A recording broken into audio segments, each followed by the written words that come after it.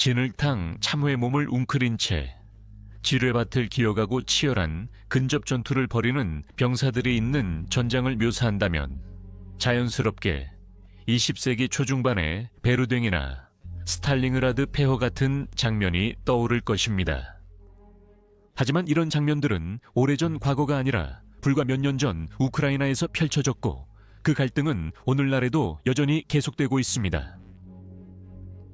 2022년 8월부터 우크라이나 동부의 소도시 바흐무트는 현재 진행 중인 러시아 우크라이나 전쟁에서 가장 길고 치열한 전투 중 하나로 변모했습니다.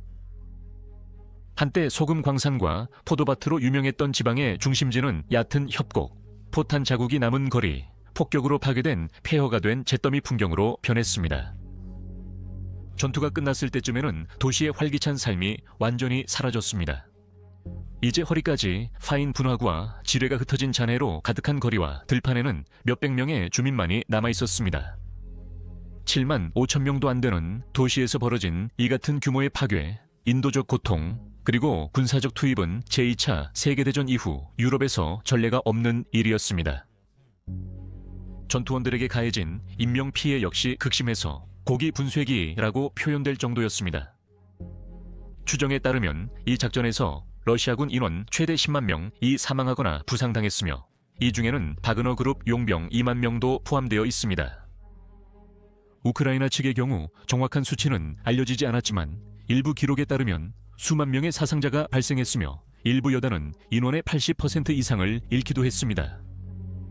매일 양측에서 수백 명의 목숨이 희생되었습니다. 전장은 다른 시대의 유물 같았지만 인간의 고통은 여전히 현실적이라는 암울한 사실을 상기시킵니다. 이번 에피소드에서는 한 평범했던 도시가 어떻게 치명적 전쟁의 중심지가 되었는지 살펴보겠습니다. 바흐무트로 이어진 정치적 군사적 경로와 그 지리적, 전략적 가치를 살펴보고 전투의 참혹한 세부 사항을 분석할 것입니다. 또한 바흐무트 투쟁이 우크라이나 전쟁 전체에 대해 보여주는 바를 되돌아볼 것입니다. 이 전쟁은 녹음 시점에도 계속되고 있습니다. 월즈 오브 더 월드에 오신 것을 환영합니다. 2013년 말 빅토르 야누코비치 대통령이 유럽연합과의 연합협정 계획을 갑작스럽게 포기하고 대신 모스크바와의 긴밀한 관계를 선택하자 키예프에서 대규모 시위가 일어났습니다. 이 시위는 마이단 혁명으로 알려져 있으며 2014년 2월 격화되어 100 이상이 사망한 폭력적인 충돌로 이어졌습니다. 이는 1991년 우크라이나 독립 이후 가장 피비린내에 나는 한 주였습니다. 야누코비치 대통령은 나라를 떠났고 친서방 성향의 새로운 임시정부가 들어섰습니다. 러시아는 이 정권 교체를 불법 쿠데타로 규정했다. 며칠 만에 정체불명의 무장 세력들이 우크라이나 영토였던 크림반도의 주요 거점을 장악했는데 이들은 나중에 러시아 특수부대로 확인되었습니다. 이런 신속하고 은밀한 작전 후 2014년 3월 16일 크림반도의 러시아 합류를 둘러싼 국제적 논란을 빚은 국민투표가 실시되었습니다. 공식 결과에 따르면 97%가 러시아 합류에 찬성했으며 투표는 러시아 군대의 강한 존재감 속에서 이루어졌습니다. 3월 18일 러시아는 공식적으로 크림반도를 합병했으며 이 행위는 유엔 총회에서 규탄받았고 유엔 총회는 압도적으로 우크라이나의 영토 보전을 확인했습니다. 크림반도 합병 이후 친러시아 분리주의자들은 도네츠크와 루안스크에서 정부 청사를 점거하고 키예프로부터의 독립을 선언했습니다. 이후 러시아는 군사작전을 개시했지만 분쟁은 교착 상태로 굳어졌습니다. 2014년과 2015년에 민스크 협정은 전투를 중단시키는 것을 목표로 했지만 충돌은 계속되었고 2022년 초까지 최소 1만 4천 명이 사망하고 200만 명이 난민이 되었습니다. 마쿠에서 나토와 유럽연합도 대응하고 있었습니다. 동맹은 러시아의 행동을 규탄하고 세력권에 대한 반대를 거듭 밝혔으며 우크라이나가 주권적 결정을 내릴 권리, 즉 궁극적으로 유럽연합 가입까지도 결정할 권리가 있음을 강조했습니다. 동시에 우크라이나는 군사개혁을 가속화하고 하이 모빌리티 아티러리, 로켓 시스템과 같은 추가적인 서방 무기를 지원받아 러시아의 징역을 견딜 수 있는 능력을 강화했습니다. 2022 초로 접어들면서 블라디미르 푸틴 대통령은 자칭 도네츠크 인민공화국과 루한스크 인민공화국의 독립을 공식적으로 승인했고 자신의 행동을 우크라이나 동부의 러시아계 주민을 보호하기 위한 임무라고 주장했습니다. 그리고 2022년 2월 24일 러시아는 전면 침공을 감행하며 여러 전선을 열었습니다. 푸틴 정부는 나토의 동진과 러시아어 사용 인구에 대한 위협을 명분으로 내세웠습니다. 러시아의 전략은 키예프와 하르키우를 신속하게 포위해 빠른 승리를 거두려는 것으로 보였습니다. 하지만 2014년 이후 재훈련과 재무장을 거친 우크라이나군은 완강하게 저항했고 서방 동맹국들의 지원도 점점 더 늘어났습니다. 러시아는 우크라이나 수도 점령 작전 실패로 인해 큰 피해를 입었습니다. 2022 중반쯤 우크라이나 깊숙이 진격하던 초기 공세는 둔화되었고 러시아군은 주요 목표를 도네츠크 지역으로 전환했습니다. 이 지역을 점령하는 것은 도네츠크와 루한스크를 해방시키겠다는 공표된 목표를 달성할 뿐만 아니라 2014년부터 주요 전략적 목표였던 러시아에서 크림반도까지 이어지는 연속적인 육상 통로를 구축하는 데에도 도움이 됩니다. 크림반도로 향하는 해상 통로는 우크라이나의 러시아 해군 자산에 대한 공격으로 인해 차단되었고 이는 지상 경로 확보의 중요성을 강조했습니다. 바흐무트는 비교적 작은 도시이지만 주요 지역 통신선상의 위치에 있어 이곳에 관심이 집중되었습니다.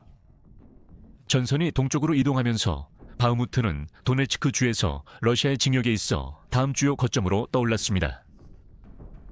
러시아 당국자들은 이 지역에서의 작전을 러시아어 사용자를 보호하고 우크라이나의 군사 인프라를 해체하기 위한 보다 광범위한 특별 군사작전의 일환으로 계속 설명했습니다. 한편 우크라이나군은 돌파 시도를 저지하기 위해 광범위한 방어 진지를 준비했습니다. 이렇게 2022 여름 바흐무트를 둘러싼 장기전이 시작되었습니다.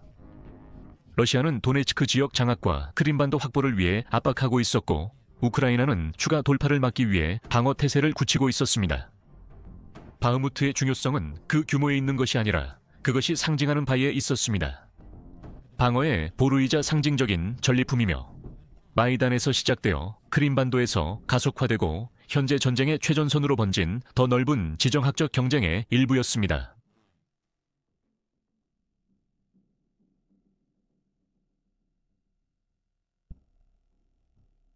전쟁 이전에 바흐무트는 우크라이나 동부 도네츠크주에 위치한 소박하지만 역사적으로 풍부한 도시였습니다. 역사적으로 바흐무트는 2022 이전부터 전략적 가치가 있었다. 16, 17 바흐무트카 강계 요새가 세워졌고 이 강에서 도시의 이름이 유래되었습니다. 19세기 후반 철도 개통 이후 주변에 소금 공장과 주택이 들어섰습니다. 20초에는 산업화로 인해 도시가 도로와 철도를 따라 외곽으로 확장되었고 중반에는 인구가 약 8만 3천 명에 달했습니다. 19, 20세기에 걸쳐 바흐무트는 소금과 석고채굴을 기반으로 한 소규모 산업 중심지로 성장했습니다. 지하 동굴은 유명한 스파클링 와인 산업의 저장고로 사용되었고 이로 인해 바흐무트는 와인과 장미의 도시라는 명성을 얻게 되었습니다. 나무가 늘어진 거리와 공원, 19세기 후반의 건물들로 이루어진 이 도시는 산업 기반을 보완하는 소박한 관광 산업도 유지하고 있었습니다. 인구 구성면에서 바흐무트는 동우크라이나의 언어적 다양성을 반영했습니다. 2022 초 인구는 약 7만 5천 명으로 줄었으며 주민의 약 70%가 우크라이나계로 자신을 밝혔고 약 28%의 상당한 러시아계 소수민족과 벨라루스인, 아르메니아인, 로마인, 유대인 등 다양한 민족이 섞여 있었습니다. 바흐무트는 대도시는 아니었지만 군사적으로는 물류의 교차점이라는 위치에 매력이 있었습니다. 이 도시는 주요 도로망의 교차점에 위치해 있었는데 특히 키예프와 도네츠크를 연결하는 MO3 도로와 더 넓은 도네츠크 지역을 연결하는 철도 노선이 있었습니다. 키예프 입장에서는 바흐무트를 지키는 것이 러시아의 징역을 지연시키고 보급망을 방해하며 더 서쪽에 강력한 방어선을 구축할 시간을 벌기 위해 매우 중요했습니다. 러시아군에게 바흐무트의 통제는 크라마토르스크와 슬롭얀스크 같은 더 큰 도시로 진격할 수 있는 발판이 될 뿐만 아니라 러시아에서 러시아가 점령한 크림반도까지 이어지는 연속적인 육상 연결로를 확보하는 데에도 도움이 됐습니다. 바흐무트 점령은 러시아가 전쟁에서 더딘 성과에도 불구하고 실질적 진전을 이루고 있다는 상징적 의미가 있었다. 양측은 자신들의 이야기를 만들 때 이 도시의 특성과 유산을 이용했다. 우크라이나에게 바흐무트는 젤렌스키 대통령이 사기와 자부심, 문화, 정체성의 연결고리로 묘사한 요새였습니다. 러시아와 지지자들에게 바흐무트 점령은 특별 군사작전의 중요한 성과가 될 것이다.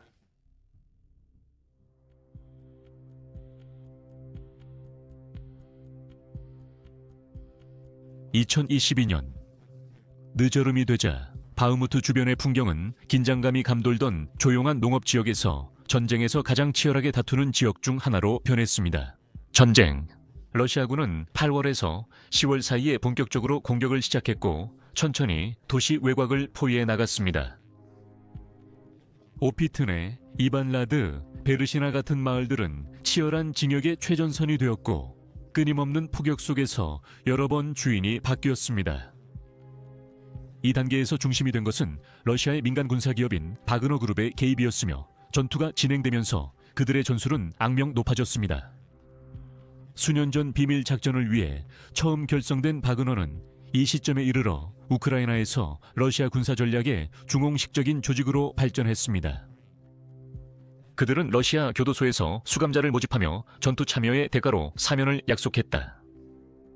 바그너는 전과자 출신들과 숙련된 전투원들을 함께 투입함으로써 비용에 상관없이 좁은 전선에 대규모 병력을 투입할 수 있었습니다. 포로가 된 한 러시아 병사는 CNN에 600명으로 구성된 자신의 부대에서 몇 주간의 작전 후 약 170 남았다고 말했습니다. 이러한 병력들은 돌격대로 사용되어 우크라이나 방어선을 탐색하고 피해를 흡수한 뒤 정규 러시아 부대에 자리를 넘겨주었습니다. 그들의 지휘관들조차 이를 고기, 분쇄기 전술이라고 불렀다고 전해집니다.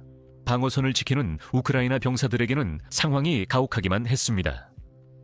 가을이 깊어지면서 양측 모두 20세기에 대규모 전투를 연상시키는 전쟁 양식에 몰두하게 되었습니다. 들판에는 수백 미터에 걸쳐 이어진 참호들이 뚫려 있었습니다. 우크라이나의 다층 방어선은 도심 바깥으로 뻗어 있어 직접적인 공격을 무력화하도록 설계되었습니다. 폭격과 궤도 차량에 의해 뒤엉킨 흙은 진흙탕으로 변해 있었습니다. 참호는 목재, 타이어, 철망, 그리고 구할 수 있는 모든 재료로 보강되었습니다. 프랑스 병사들에 따르면 폭격이 쏟아지는 상황에서 새로운 진지를 파는데 최대 2주가 걸릴 수 있었으며 종종 기본적인 도구와 제한된 엄폐물만을 사용했다고 합니다. 1900 초반의 전쟁을 연상시키는 참호와는 달리 하늘 위에서는 드론의 사용이 보편화되면서 현대 기술이 자리 잡았습니다. 양측은 감시와 포병 관측을 위해 상업용 쿼드콥터를 개조해 사용했지만 이 드론들은 곧 공격적인 역할로도 발전했다. 일부 드론은 개조된 수류탄을 투하했고 다른 드론들은 목표물을 향해 직접 돌진하는 자폭 드론으로 활용되었다. 바흐무트 상공은 드론 소리로 가득했지만 새로운 혁신에는 항상 대응책이 뒤따랐다.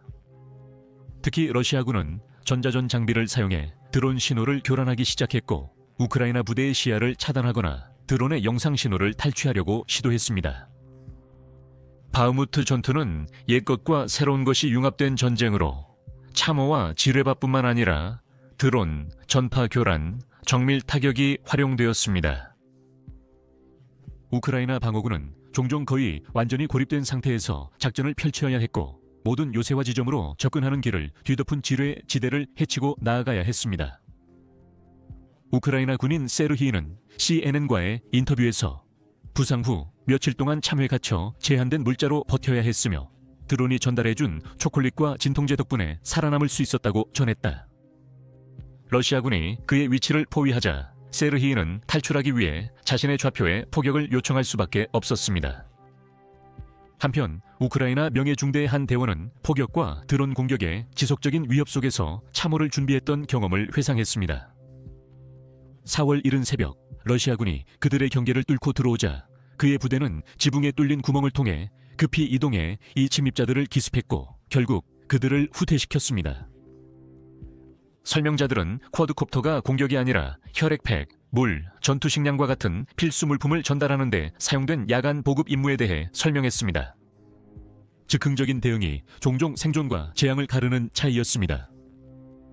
러시아 측 증언에 따르면 사기는 결코 균일하지 않았습니다. 한 바그너 신병은 그들이 보수는 후했지만 사상자 고려 없이 자살 행위에 가까운 돌격에 내몰렸다고 말했다. 러시아 병사는 우크라이나 적에게 항복하려다 지휘관에게 버림받은 자신의 경험을 이렇게 회상합니다. 나는 참외에 숨어 있었습니다. 한 위치에서 다른 위치로 도망치려던 사람들은 그 자리에서 사살당했습니다. 우크라이나군이 다가오자 나는 항복하겠다고 소리쳤지만 그들은 수류탄을 던졌습니다. 나는 운 좋게 살아남아 포로로 항복할 수 있었습니다. 저는 두려움과 고통, 그리고 지휘관들에 대한 실망을 느꼈습니다. 19세기 전쟁과 마찬가지로 포병이 여전히 전장의 왕이었습니다. 러시아군은 하루에 수만 발의 포탄을 정기적으로 발사했으며 이는 당시 우크라이나의 화력과는 비교도 되지 않을 정도로 압도적인 수치였습니다. 숲은 평평해졌고 건물들은 잔해로 무너졌습니다. 우크라이나 부대들은 특정 진지 파괴가 아닌 방어군을 심리적으로 지치게 하기 위해 고안된 끊임없는 포격 속에서 작전을 펼쳤습니다. 우크라이나 제93기 개화여단의 전차 승무원들처럼 전차병들은 20시간 동안 수백 발의 박격포탄을 발사하며 러시아군의 끊임없는 진격을 저지하려고 애썼습니다. 한 승무원은 가디언 인터뷰에서 정신적, 육체적 붕괴 방지를 위해 지하에서 교대 근무했다고 밝혔다. 최근 바그너의 역할이 점차 확대되고 있습니다. 보도에 따르면 이 그룹은 바흐무트 남동쪽을 확보하는 임무를 맡았고 그 지역의 지형은 장갑차보다 보병 위주 공격에 적합했다고 합니다. 그들의 전투원들은 종종 밤의 어무 아래 건물마다 참호마다 전진했습니다. 그러나 징역은 더디고 희생도 엄청났다.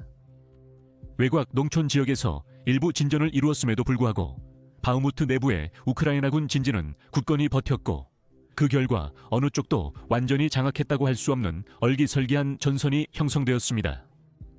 이 시기 동안 분명해진 것은 러시아도 우크라이나도 바흐무트를 단기간에 점령하거나 지킬 도시로 여기지 않았다는 점입니다. 러시아에게 이 전투는 도네츠크에서 추가 징역을 위한 디딤돌이자 그들의 결의를 보여주는 시위였습니다. 바흐무트 점령은 다른 지역에서 수개월간 교착 상태에 빠진 공세에 대한 상징적 방역이 될 것이었다. 우크라이나에게 이 도시는 방어의 거점이 되었습니다. 그곳을 지킨다는 것은 러시아군의 전력을 소모시키고 다른 전선을 보강할 시간을 벌며 향후 방역을 위한 기반을 마련한다는 의미였습니다. 10월 말이 되었을 때 전략적으로 전선은 거의 움직이지 않았지만 인명피해는 이미 막대했습니다. 참호선이 들판과 숲을 가로지르고 지뢰가 중간지대에 널려 있었으며 드론이 상공에서 감시하고 있었다. 그리고 지하 깊은 벙커와 지하실에서 양측의 병사들은 이 전쟁에서 가장 결정적이고 가혹한 장이 되어가고 있는 상황에 대비해 참호를 파고 있었습니다.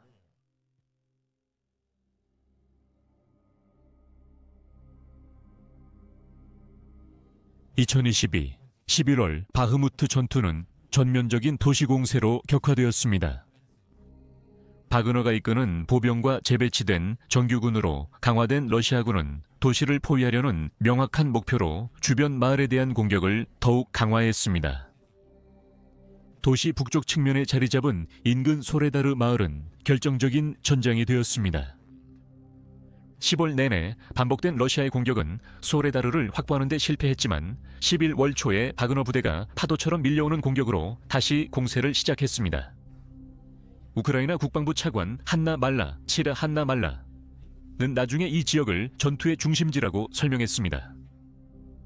치열한 저항에도 불구하고 12월 말까지 바그너가 이끄는 부대는 12월 27일에 바흐무츠카 마을을 점령했고 동시에 소레다르 자체로 진격했습니다. 인근 야코블리우카, 야콥립카, 또 12월 14일부터 16일 사이에 점령되어 우크라이나군의 증원을 촉발했습니다. 이 성공으로 우크라이나 북부 방어선이 돌파되며 전세가 바흐무트 쪽으로 기울었습니다. 2023 년일 월초 결정적인 타격이 가해졌습니다. 1월 10일 러시아군이 솔레다르의 소금 광산과 관련 터널을 점령한 것으로 전해졌습니다. 이 광산 갱도들은 전술적 요충지가 되었고 1월 16일까지는 이 마을이 사실상 러시아의 통제에 들어갔지만 우크라이나 당국은 1월 25일까지 공식 확인을 미뤘습니다. 이 점령으로 바흐무트에 대한 보다 지속적인 포위를 위한 북쪽 관문이 열렸습니다. 그동안 볼로디미르 젤렌스키 대통령은 2022 12월 20일 처음으로 최전방 부대를 깜짝 방문해 초인적인 회복력을 칭찬했고 2023년 3월 말에도 다시 방문했습니다. 이 방문들은 키이우에게 있어 이 도시가 상징적이며 사기를 높여주는 중요한 의미가 있음을 보여주었다. 솔레다르 함락 이후 2월부터 러시아군은 바흐무트 포위를 강화했다. 2월 1일까지 러시아군은 북쪽의 M03와 H32 고속도로를 따라 주요 보급로를 위협하고 있었습니다. 2월 11일 크라스노호라 마을이 함락되면서 러시아군의 전선이 바흐무트 동쪽 외곽까지 거의 포병 사정권에 들어왔습니다. 우크라이나는 거센 압박에도 불구하고 굳건히 버텼다. 하지만 치열한 소모전이 벌어졌다. 분석가들은 2월 중순 바흐무트와 솔레다르 사이에서 러시아군 사상자가 최대 820 달했다고 추정했습니다. 2월 22일까지 러시아군은 바흐무트 남쪽, 동쪽, 북쪽에서 전선을 형성하며 도시를 거의 포위했습니다. 3월 초 우크라이나군은 바흐무트카강 동쪽 제방에서 전술적 철수를 단행하고 요새화된 진지로 이동했으며 러시아군의 진격을 늦추기 위해 다리를 파괴했습니다. 이러한 조치에도 불구하고 3월 4일까지 본격적인 시가전이 시작되었으며 한 부시장에 따르면 러시아군은 아직 시 중심부를 돌파하지 못했다고 밝혔습니다. 한편 바그너 그룹 지도부는 상황을 거의 완전히 포위된 것으로 묘사했다. 다음 주 시가전은 더 격렬해졌다. 3월 11일까지 영국 국방부는 바그너 부대가 주도권을 잡고 있으며 강가 지역이 살육의 장이 되었다고 보고했습니다. 바흐무트 동부 깊숙이 위치한 아좀 화학 공장은 3월 26일 바그너 부대에 함락되어 공격자들에게 중요한 전략적, 심리적 승리를 안겨주었습니다. 4월 초 우크라이나군은 영토를 더 잃었다. 4월 2일 바그너 부대는 시청 위에 깃발을 올렸다고 주장했지만 우크라이나군은 그 주장에 대해 이의를 제기했습니다. 어쨌든 4월 6일까지 도심 자체는 러시아군과 바그너 부대의 통제하에 들어간 것으로 전해졌습니다. 그럼에도 우크라이나는 일부 지역에서 계속 저항했다. 4월 11일까지 영국 국방 소식통은 도시의 20% 이상이 여전히 우크라이나의 통제하에 있다고 밝혔습니다. 4월 26일 영국 정보당국은 크로모프 서쪽 외곽에서 활동이 감지된다고 보고했다. 우크라이나군은 제한적인 방역을 계속 감행하며 러시아군의 추가 장악을 지연시켰습니다. 이 기간 동안 바흐무트 전투는 소모전의 전형을 보여주었습니다. 어느 쪽도 빠르게 결정타를 날리지 못했다. 소레다르, 크라스노호라, 아줌 공장 등 각각의 전술적 이득은 큰 대가를 치러야 했습니다. 러시아군, 특히 바그너 부대는 포위를 강화하는 과정에서 막대한 사상자를 냈습니다. 우크라이나 방어군은 강을 건너 후퇴하고 산업지대를 잃는 등 피해를 입었음에도 불구하고 도시 지형을 활용해 끈질기게 버텼습니다. 바흐무트 방어에 이 장은 마지막 단계를 준비하는 계기가 되었고 2023 5월 러시아군이 마침내 폐허가 된 도시의 거의 전부를 장악하게 됩니다.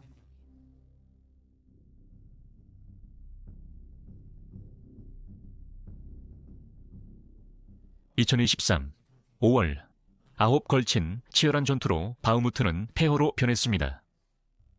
5월 20일 예브게니 프리고진 바그너 그룹의 리더가 그의 전투원들이 도시를 완전히 점령했다고 발표하며 폐허가 된 도심에 러시아 국기를 개양했습니다.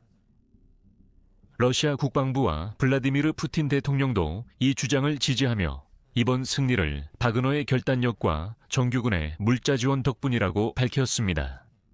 그러나 우크라이나는 완패했다는 보도를 부인했다. 한나 마이어 국방부 차관은 상황이 위급하다고 설명했지만 우크라이나군이 여전히 서부 교외 일부를 장악하고 있다고 주장했습니다.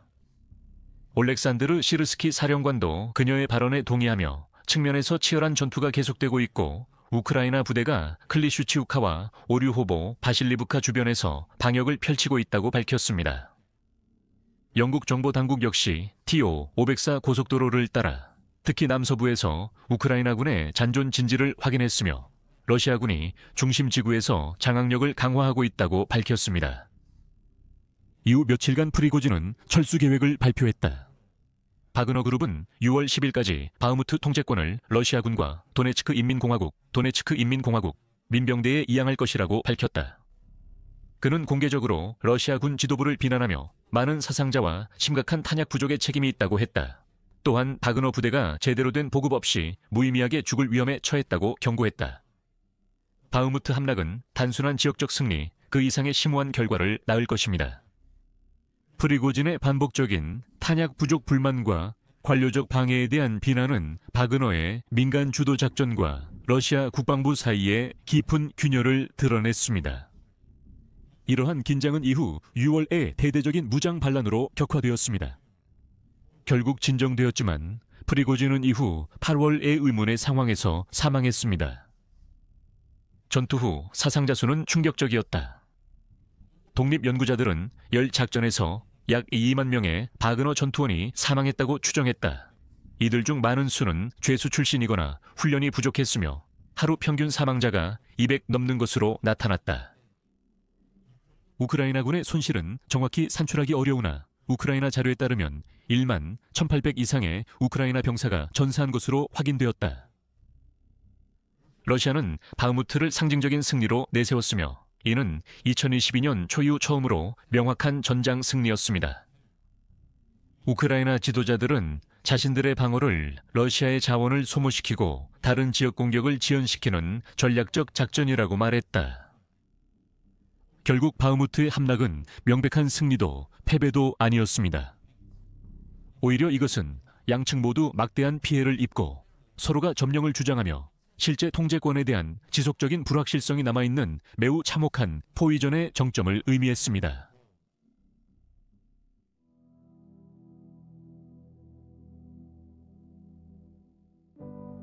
(2023년) 5월 말까지 바흐무트 전투는 도시를 폐허로 만들었고 양측 군대의 운명을 바꿔놓았습니다.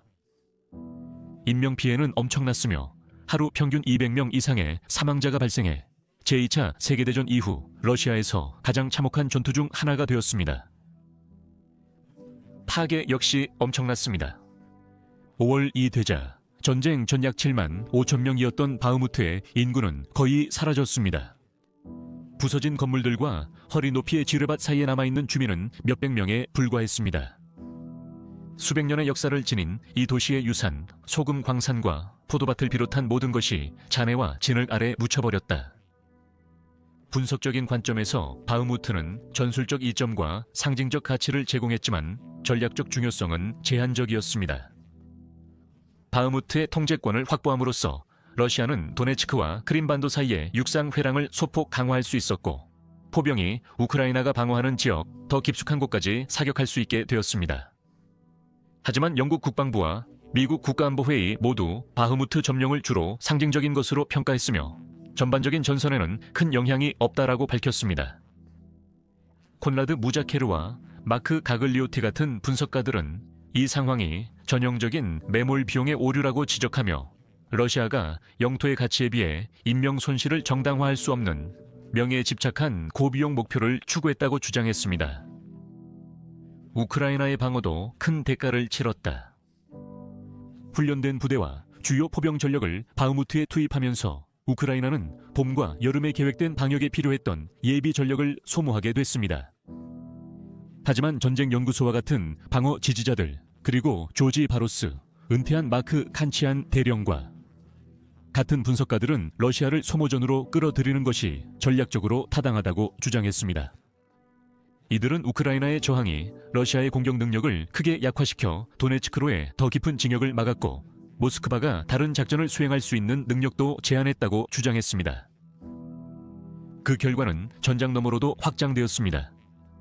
바그너의 막대한 손실은 예브게니 프리고진과 러시아 국방부 사이에 격렬한 공개 갈등을 촉발시켰고 이는 러시아군의 결속력을 약화시키며 6월의 실패한 반란과 8월 프리고진의 의문의 죽음으로 이어졌습니다.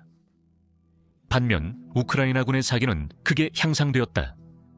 젤렌스키 대통령은 바흐무트를 수차례 방문하며 이곳을 요새이자 국가적 회복력의 상징으로 강조했다. 그 후 몇 달 동안 바흐무트는 전선의 거점이 아니라 집결지로 변했습니다. 러시아는 진지를 공고히 하고 농경지에 지뢰를 매설하며 방어 준비에 집중했고 우크라이나는 새로운 서방 장비로 방역작전 계획에 다시 초점을 맞췄습니다.